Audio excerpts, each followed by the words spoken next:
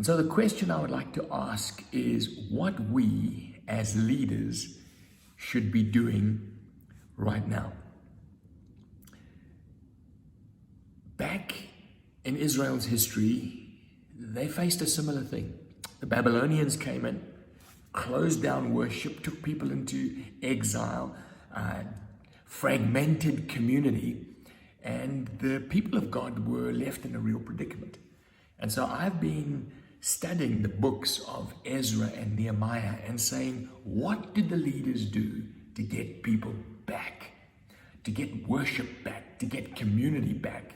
And you might say, Grant, that's a bit of a tall stretch to compare us to the Babylonian exile. Possibly, but there are principles that we can learn. Remember, the books of Ezra and Nehemiah in their original form were one book written by an anonymous author who is simply called the Chronicler. And it documents the period of time, about 50 years after the Babylonian exile, in 3 waves of Israelites coming back.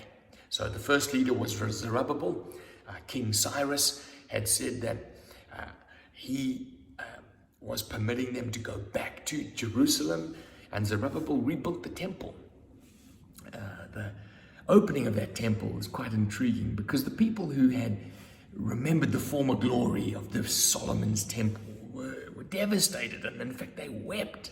But the guys who were born in captivity thought this was marvelous. They hadn't seen anything like it before, and so there was a mixture of weeping and celebrating. And then that leads us to the next section in the book of Ezra, which is Ezra's return. New emperor then, his name was Artaxerxes, and he authorized Ezra to go back. Ezra wasn't building anything. He was concerned with spiritual renewal, community renewal. And so the second wave of exiles go back with Ezra. And then, of course, probably the most famous one is Nehemiah, who also gets commissioned by Artaxerxes to go back. And he takes the last wave of Israelites back to Jerusalem, and they rebuild the walls and reestablish a sense of nation, a sense of community at a whole new level. And so what can we learn from these 3 leaders who brought people back, who restored worship, who restored community, and in fact took it to another whole level? Well, I believe all 3 of them did 3 things. 1, they were able to read the season. 2, they were able to understand what God wanted to do and paint that picture to the people. And 3, they very practically found a way of getting people back and leading them back into the place that God had for them. So firstly, let's look at those 3 things. They were able to determine a season. Now, interestingly, those seasons all were marked by an emperor changing a law. Now, remember, Jeremiah had prophesied hundreds of years before that there would be a king, Cyrus, who would mark the changing of the season, who would commission the Israelites to go back again. And so we've also had that, haven't we? Our government, which is a secular government, has authorized level 1, which is the commissioning of worship again. And so it signals the change of a season. We don't only take it from what the government says, because there are times in world history where the church has had to basically discern God's plan distinct from government. But in this particular one, laws have changed, and we honestly believe as elders that we've got to go full throttle now. The season has changed. There's been a winter period, and now it's time to go. What Ezra, Nehemiah, and Zerubbabel were able to do, were they able to hear from God what it is that he wanted to restore.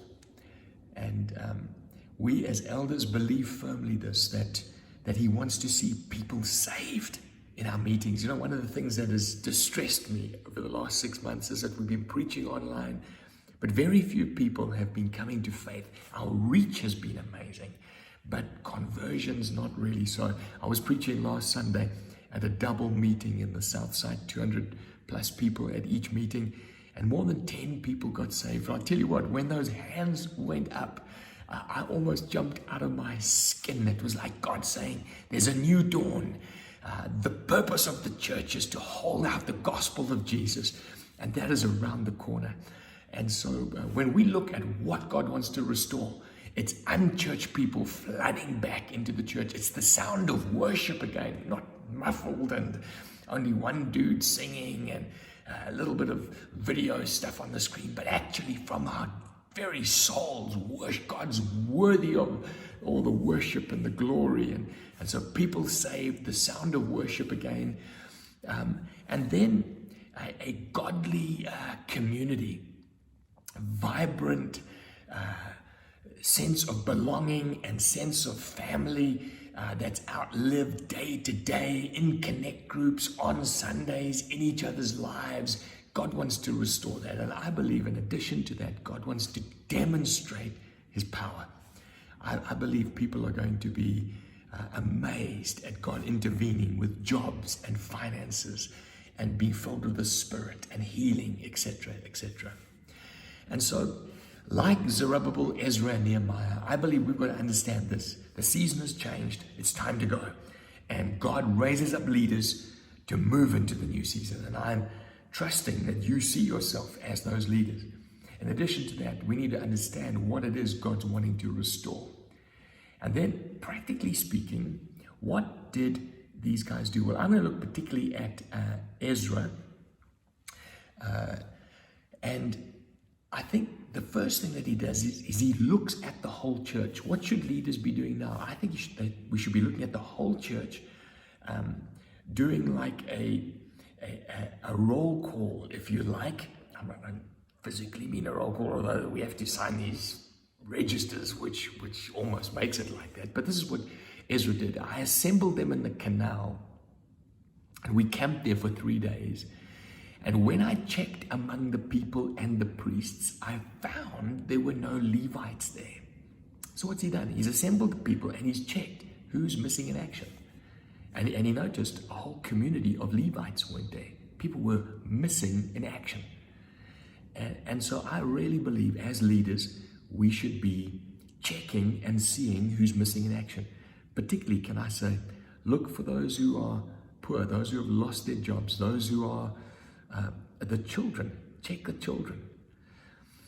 Marcus Herbert was with our elders this last week, and he spoke about Hebrews 13, saying this is the charge of God's leaders. Have confidence in your leaders and submit to their authority. This is Hebrews 13:17. Because they keep watch over you as those who must give account. As leaders, we have been given charge to watch over the people that God has given us. And we're going to give account for that. And that starts by making sure we know who's missing in action. And so I'm encouraging you, look at your community lists, go prayerfully before God, ask him to show you people that, like the Levites in the time of Ezra, were missing. And then this is what he does. In verse 16, he says, so I summoned Eleazar, Ariel, Jarib, Nathan, Zechariah. He lists a massive list who were leaders, and then Jarib and a whole bunch of others who were men of learning. And I ordered them to go to Iddo, the leader of Casiphia, and I told them what to say. This is to speak to the Levites. And so not only is there like a checking who's missing in action, but there is a commissioning of leaders. And so I would like to, if I can, commission you as One Life leaders to go and fetch those who are missing. And he told them what to say. And this is what we need to say. Look, if they are sick, and if they are very vulnerable to corona, and we know who those are, then we need to do everything we can to go and meet them at their homes and go and minister to them in their homes. But if people are out about, they're going to the shops, they've got people catching public transport, working in their homes, if they are going to the movies, going to restaurants, etc., going to work, then we need to say to them, come and worship. Bring your friends, bring your families, come and pray together, come and be together. And he didn't just stop there. He got them to serve. So in Ezra 8:23 it says, so we fasted and petitioned God about this, and he answered our prayer, and then we set apart. And he talks about setting apart people who were priests and people to do various functions.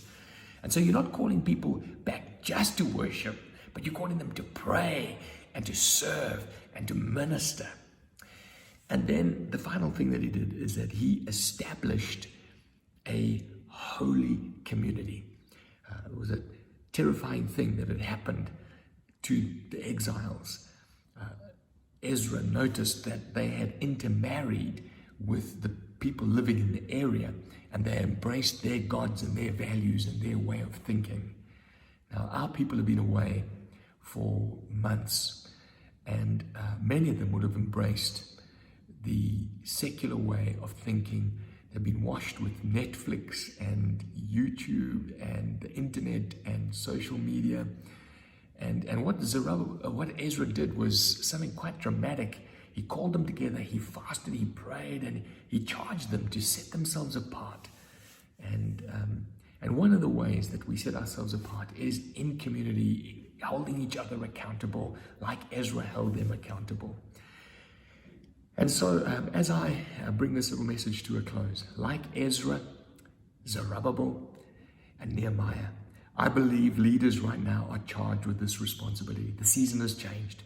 God has a plan to get people saved. It's the sound of worship again, and his power and his glory being manifest again. And as leaders, we should be checking who's missing. We should be commissioning each other to go and fetch them and to bring them back. We should be assigning them to serve, and we should be building this godly, holy, vibrant community where we hold each other account and we fellowship in each other's homes again. God bless you, and I pray in this new season that God gives you the grace and the skill to do what he's called you to do as a leader.